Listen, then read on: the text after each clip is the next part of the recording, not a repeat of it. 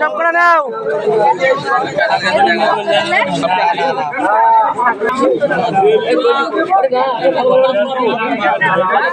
কইনি কত? কত? আমি 3000 কইছি। লালটা 3600। আমাদের মসজিদে আজকে একজন 5টা ছাগল দান করেছে। আপনারা সবাই তার জন্য দোয়া করবেন। এই দানকারী হলো লিয়াকত আলী সর্দার। তার একটা মাইন্ড ছিল, সে 5টা ছাগল দান করেছে। আপনারা দেখুন 5টা ছাগল, 5টা। 4000